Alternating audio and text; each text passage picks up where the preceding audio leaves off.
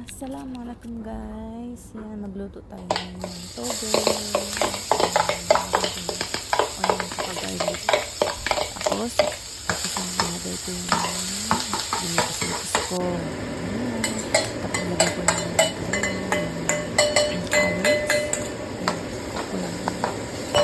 Tapos gimix-mix ko ulit guys. Yan. Tapos lagyan ko yung toge.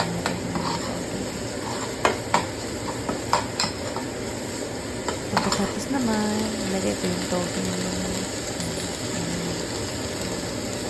sa pampagyapsok. Tapos, lagay ko yung asin, paminta, tapos binikos-bikos ko ulit. Tapos guys, yan. Ano ko lang. Tapos, masala ako para maalis yung tubig niya. Ayan. Tapos, pinalamig ko lang ng konti. Ganda ko yung videohan. Tapos, i-fold ko na. Ayan. Lagyan ko na ng ano sa kanya. Ewan ko kung anong tawag dyan. Basta yan. Tapos, lagyan ko na dyan. Dinikit-dikit ko. Alam mo, first time ko yung naggawa ng mga ganyang chubelele. Ayan. Tapos, yan. Tingnan mo. Ayan, hindi pa ako marunong niya. Pero nanood lang ako ng YouTube para makita ko kung paano gumawa ng lumpia niya. Ay, first time ko gumawa niya. Kasi yan, binilisan ko na yan. Patagutom na ako dyan. Ay, oy!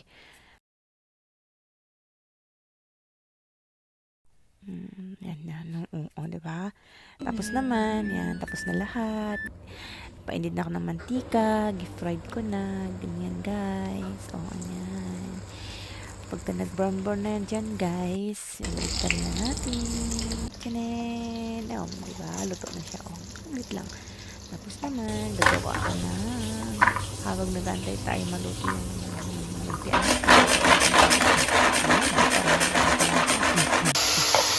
Tapos, bilis ako. Tapos naman,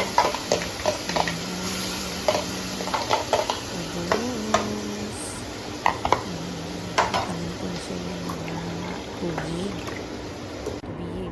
paminta yan, kataod lang yung paminta na untok-untok na kong ibang chili powder taon naubos ang timod na iban yung sauce natin ay sarap tapos naluto na yung yam ko na try naman natin tapos kinamanta malukab pa yung simod ta sindara baging taon ko yung baba ko na yung sindara simod yan na sarap naglukab yung simod sindara iwan simpasok yan nakumas yung sarap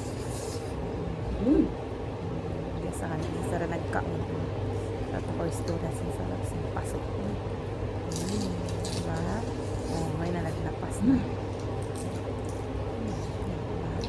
bako yan first time ko gumawa niya. Thank you for watching guys. Bye. Kasi